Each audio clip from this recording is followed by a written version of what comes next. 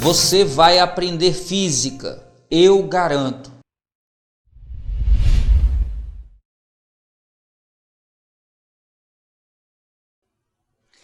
Fera, você provavelmente já andou de transporte coletivo e quando um ônibus, por exemplo, dá uma freada que você não espera, você tem aquela percepção de estar sendo jogado para frente. Ou se você de repente estiver descuidado e o ônibus que estava inicialmente em repouso arranca, você tem a sensação de ser jogado para trás. Só que se você observa de fora do ônibus o que está acontecendo e adota como referência algo que pode ser dito referencial inercial, ou seja, um referencial sem aceleração, você vai perceber que o ônibus, quando arranca, ele puxa o que está em contato com você, por exemplo, seu pé, mas o restante do seu corpo tende a permanecer no mesmo estado de movimento, que era em repouso, em relação a esse referencial inercial. Mas como o ônibus vai para frente e você tende a ficar parado, a sensação que você tem dentro do ônibus é que você é arremessado para trás. Da mesma forma, quando você está em movimento junto com o ônibus, que o ônibus freia bruscamente, você tende a continuar o movimento que você tinha. Mais do que isso, o ônibus não precisa nem frear. Basta só que ele faça uma curva e você tem a sensação de ser jogado para fora. Mas observando de fora, o que a gente percebe é que a tendência é que você saia em linha reta pela tangente. Então, atenção! Quando a gente faz análise do movimento e usa referencial inercial,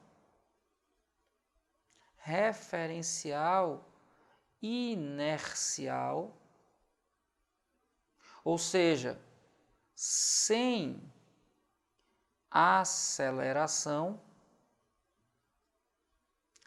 é natural do corpo preservar seu estado de movimento. Se em repouso, continuar em repouso, se em movimento, continuar em movimento. Atenção, em linha reta e com a velocidade constante. Então, essa tendência natural do corpo foi denominada de inércia. A inércia está associada a uma tendência natural dos corpos de preservarem seu estado de movimento.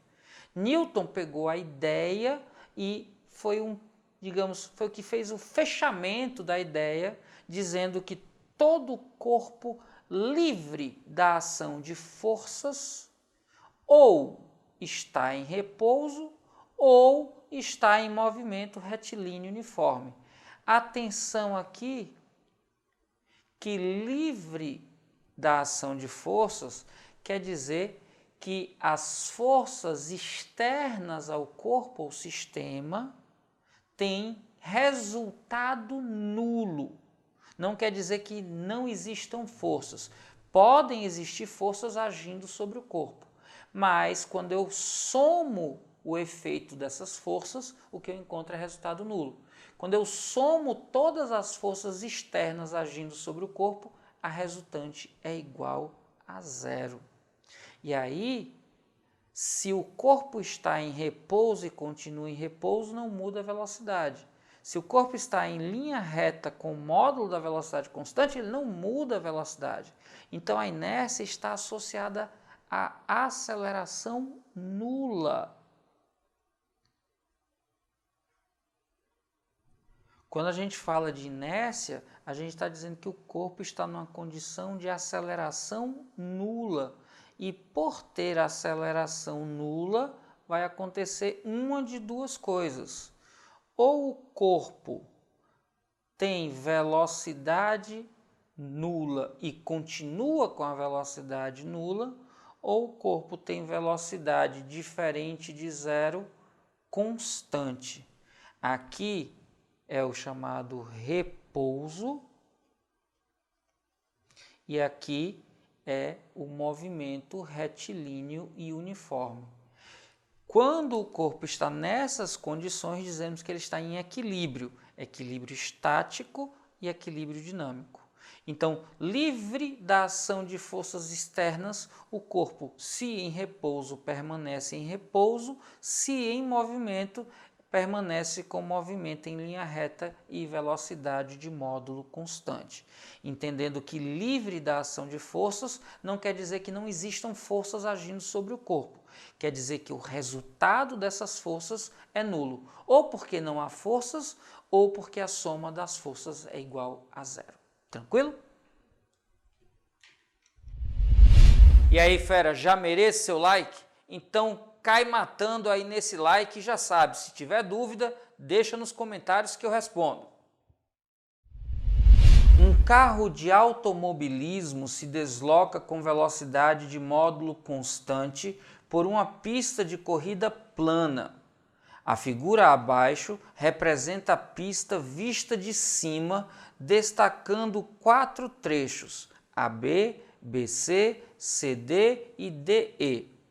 A força resultante que atua sobre o carro é maior que zero nos seguintes trechos. Fera, super tranquilo de entender o que acontece aqui nessa questão.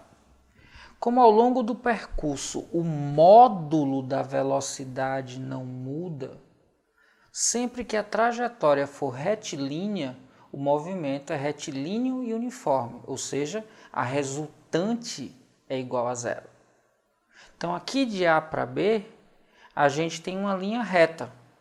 Então o movimento é retilíneo e uniforme, a aceleração é nula, então eu tenho força resultante igual a zero. De C até D, eu tenho também movimento retilíneo e uniforme, ou seja, força resultante igual a zero. Onde é que a força resultante é diferente de zero? Onde o movimento estiver fazendo curva. Lembra que a primeira lei de Newton preconiza que, livre da ação de forças, o corpo permanece em repouso ou em movimento em linha reta com velocidade constante. Para fazer essa curva de B para C, a resultante tem que ser diferente de zero. E para fazer essa trajetória curva de D até E, também a força resultante tem que ser igual a zero. Como a pergunta onde é que diz que onde é que a resultante é maior que zero, ela é maior que zero de B para C e ela é maior que zero de D para E. E a alternativa que diz isso? Letra B. B de boazinha, tranquila, fácil quando a gente sabe o que fazer. Desde o início de 2019, testemunhamos 2 acidentes aéreos fatais para celebridades no Brasil.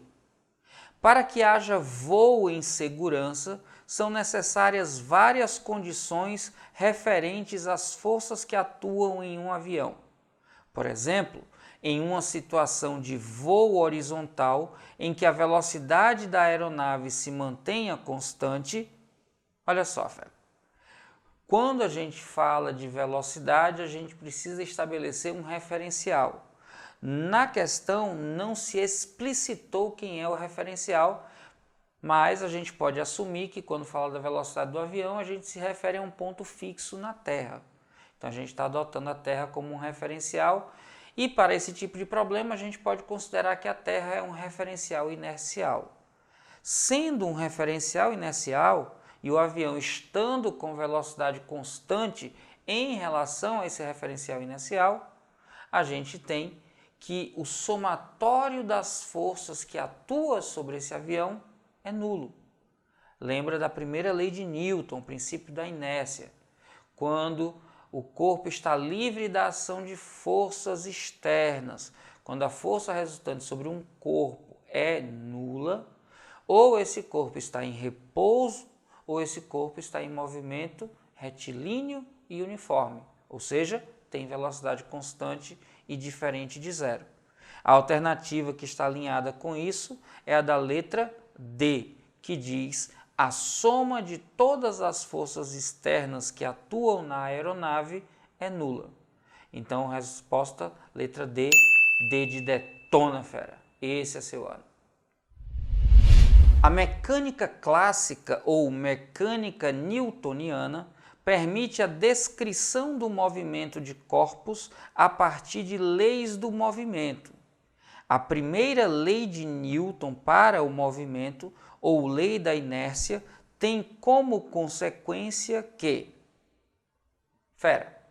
Lembra que quando a gente fala de princípio da inércia, ou primeira lei de Newton, a gente está falando que para um dado corpo que está sendo analisado seu movimento em relação a um referencial inercial, se ele está livre da ação de forças, ou porque não atuam forças sobre ele, ou porque o somatório dessas forças, lembrando que é uma soma vetorial, o somatório dessas forças é nulo, esse corpo permanece em repouso ou em movimento em linha reta com velocidade constante. Então, consequência das leis de Newton é, se o corpo está em repouso ou em movimento retilíneo uniforme, a ação das forças externas sobre esse corpo é nula. Qual é a alternativa que diz isso? Bora dar uma olhada. Na letra A diz, se um determinado objeto se encontrar em equilíbrio, então nenhuma força atua sobre ele. Errado. Não é que não haja força atuando, é que a força resultante é nula, podendo haver ou não forças agindo sobre o corpo. Letra B. Se um objeto estiver em movimento, ele está sob a ação de uma força e, assim que essa força cessa, o movimento também cessa. Nada disso, fera. Assim era como os antigos pensavam. Achavam que só existia movimento enquanto existisse uma força impulsionando o corpo. Mas não é o que acontece. Livre da ação de forças, o corpo preserva o seu estado de movimento. C. Se a soma das forças que agem no objeto for nula, ele estará com velocidade constante ou parado em relação a um referencial inercial. É exatamente isso.